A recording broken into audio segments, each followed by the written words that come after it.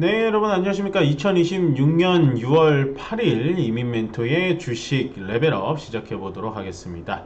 시청 전에요. 좋아요와 구독 그리고 알람 설정까지 꼭 좀 부탁드리도록 하겠고요. 일단은 시장이 거의 뭐 추풍낙엽처럼 일부 종목들 빼고는 뭐 오늘 솔직히 상승한 것도 뭐 크게 의미는 없습니다만 전체적으로 지수가 7%, 8% 이렇게 빠지면서 상당히 좀 어려운 시장을 겪은 하루시지 않을까라는 생각을 했는데요. 시장이 이렇게 하락이 나올 거는 어느 정도 좀 예상을 했던 것 같습니다. 뭐 언제 나올지, 얼마나 크게 하락 조정이 나올지는 예상할 수는 없었지만 계속해서 뭐 코스닥은 아니더라도 코스피의 상승이 좀 불편하다라는 표현을 많이 드렸던 것 같아요. 그래서 결국에는 그 불편함이 오늘 하루 만에 왔고, 오늘의 사실은 조정이 첫 조정이 아니에요. 실제로 금요일 날에도 큰 폭의 좀 조정이 왔었는데, 일단은 두 가지의 의견들이 지금 상존하고 있죠.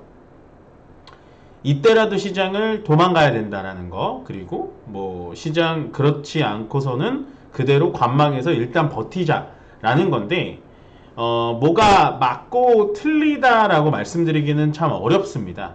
제가 말씀드리고 싶은 건 뭐냐면, 시장이 하락이 되고 나서 결정을 하셔야 되는 거예요. 예, 기다리면은 내가 기다리는 이유가 명확히 있어야 되고요. 오늘 일부라도 조금 현금으로 돌려놓으시려면 현금으로 돌려놓으실 만한 내 나름대로의 판단과 명분이 정확하게 있어야 된다는 겁니다. 그게 없이 그냥 시장이 빠지니까 모르겠다, 기다리면 오르겠지, 그런 건 안 돼요. 왜냐면 오늘의 시장의 100% 정답은 아니지만 그냥 제 입장에서 생각을 한다면, 저는 이제 저희 회원님들과 주도주를 갖고 있기 때문에 오늘 주도주가 더 많이 빠졌거든요. 그렇지만 더 빨리 올라올 거라는 걸 압니다. 그래서 일단은 홀딩이에요. 예, 저는 홀딩입니다. 근데 이제 뭐 예를 들어서 단일 종목 레버리지를 아침부터 해야지라고 생각을 하고 들어온 거예요. 왜냐면 하이닉스와 삼성전자가 가장 먼저 빠질 것이고 장중 조정에 나면 가장 먼저 올라올 것이라고 예상을 하고 들어왔기 때문에 레버리지로 샀다 팔았다 샀다 팔았다를 하더라도 못해도 오늘 일당은 벌어야겠다라는 생각을 하고 들어왔어요. 그러니까 이게 제가 뭘 말씀드리고 싶냐면, 오늘의 매도를 해야 되냐 매수를 해야 되냐 기다려야 되냐 아니면은 뭐 팔아야 되냐, 이게 중요한 게 아니고, 주말 내내 이런 뉴스에 휘둘릴 게 아니고, 그런 뉴스를 모디파이 해가지고 오늘 내가 뭘 할 건지가 중요했다는 거예요. 네. 현금이 없는데 어떻게 해요? 그런 분들은 뭐 종목이 좀 안 좋은 종목들을 빠르게 잘라내던지. 그거 제가 맨날 가지치기 얘기를 드렸잖아요. 그래서 팩트는 뭐냐, 오늘 뭘 할지 그리고 내일 어떤 걸 해야 될지 미리 정하고 들어와야 돼요. 그러니까 시장은 냉철하고 잔인하기 때문에 그냥 8시, 9시에 시장 열리자마자 그냥 팹니다. 그게 저처럼 주말에 최소한 많이 빠지면 이렇게 해야지, 나는 괜찮을 것 같은데 이렇게 해야지, 이렇게 준비한 사람과 그냥 공포에 떨어서 아이고 떨어지면 어떡하지 떨어지면 그냥 고민만 하고 들어오는 사람하고는 계좌의 차이가 다르다는 거죠. 예를 들어서 여러분과 저의 계좌가 똑같이 마이너스 10%입니다 오늘은. 근데 저는 중간에 뭘 했죠? 레버리지를 돌렸어요.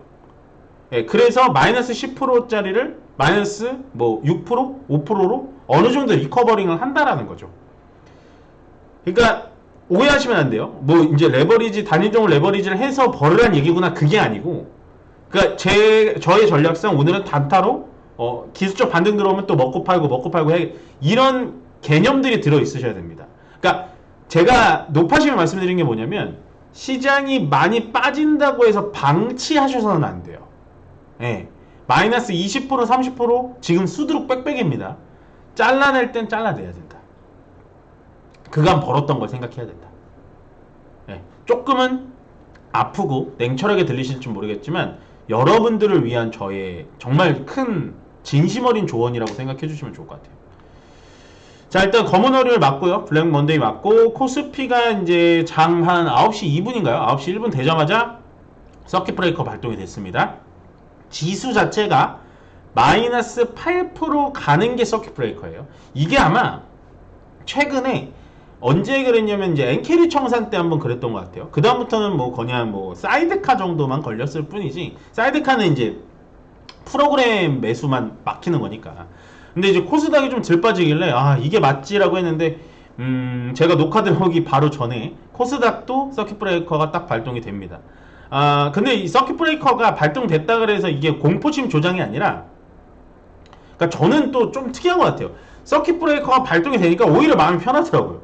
예, 오히려 오늘 시장 빨리 끝났으면 좋겠다, 이 생각만 갖고 있었습니다. 왜? 저는 일단은 우리 회원분들과 가진 종목은 홀딩을 했고, 예, 레버리지 매수 매도도 끝냈으니까 그냥 뭐 오늘은 거기서 끝낸 거예요. 그냥 어쩔 수 없이. 뭐 지금 이 상황에서 네이버를 갖고 있지 않으면 시장을 이길 수 있는 종목이 있나요? 예, 그렇게 생각하시면 됩니다. 아시겠죠? 그래서 일단 서킷 브레이커까지 발동이 되는 어마무시한 시장이었다라고 보시면 되고, 요런 게 조금은 제가 좀 부담스러운 부분인데, 오늘 시장이 열리기 전에 이제 저는 이제 호가창이나 종목창을, 주가창을 많이 유심히 보고 있는데, 동시호가라는 게 있어요. 8시 50분에 이제 동시호가가 빵 터지거든요. 근데 동시호가 때 막 하한가 나오는 종목들이 있잖아요. 동시호가 때 하한가 종목들이 주르륵 떨어지더라고요. 그런 게 이제 반대 매매입니다. 신용 미수. 미수 거래를 하시고, 이 거래일째 반대 매매는 그때 현재가로 반대 매매가 나는 게 아니라 하한가로 주문을 걸어버려요. 그래서 동시호가 때 하한가가 보이는 이유가 그겁니다. 그럼 결론은 오늘 시장이 떨어지긴 했습니다만, 현재 신용으로라든지 미수로라든지 들어와 있는 자금들이 굉장히 많구나. 그래서 이렇게 시장이 크게 조정을 받으면 바로바로 반등이 들어오기 힘들어요. 왜냐면 반등이 들어오려고 하면은 반대매매 맞고, 들어오려고 하면은 반대매매 맞기 때문에 동시호가의 이 반대매매, 특히나 하한가 가는 종목들이 속출하고 있다는 건 오늘의 반등이 내일 극적인 반등으로 들어올 가능성은 조금은 낮다. 그렇지만 만약에 주도주와 괜찮은 종목을 가지고 계신 분이라면 오히려 지금 신용이나 미수가 조금 털려서, 그분들에게 죄송하지만 조금 털려가지고 시장이 조금 가벼워지고 시장이 7,000대에서 자리를 잡는다면 다시 8,000, 9,000, 만까지 갈 수가 있어요. 예, 그러니까 오늘 하락했다 그래서 시장을 방치하지 마시고 절대로 포기하지 마시라고요. 저는 그 얘기를 드리고 싶은 겁니다. 아시겠죠? 그 다음에 시장이 반등이 나오려고 하면은 자꾸 떨어지는 게 이 이란과 이스라엘의 타격이 계속해서 나오고 있네요. 저는 조금 처음에는 이해가 안 갔습니다. 이스라엘이 왜 자꾸 레바논을 칠까? 예, 거기다가 이스라엘이 이란 본토는 아니지만 레바논을 치니까 이란이 또 뭐하죠? 이스라엘을 치지 않고 쿠웨이트를 쳐버리죠. 미군 기지 있는 곳. 그래서 트럼프 대통령이 이스라엘 네타냐후 총리한테 엄청 뭐 욕까지 섞었다고 하더라고요. 그럼에도 불구하고 그 통화가 끝난 다음에 이스라엘이 레바논을 또 때렸습니다. 저번 주죠. 그러다 오늘 또 이스라엘이 또 때렸어요. 그래서 제가 착각하고 있었던 게 뭐냐면, 아니 미국도 이스라엘이 통제가 안 되네. 아니 네타냐후는 도대체 왜 그러는 거지? 라고 생각을 했는데, 이 이스라엘 내부에도 강경파가 있잖아요. 그 내부의 강경파가 네타냐후한테 뭐라고 하는 거죠. 우리가 미국의 속국이냐, 미국이 하란 대로 해야 되냐, 이때 이란 잡아야지 언제 잡냐, 이런 강경파들이 있기 때문에 이란과 이스라엘의 분쟁은 쉽사리 끝나지 않을 거다.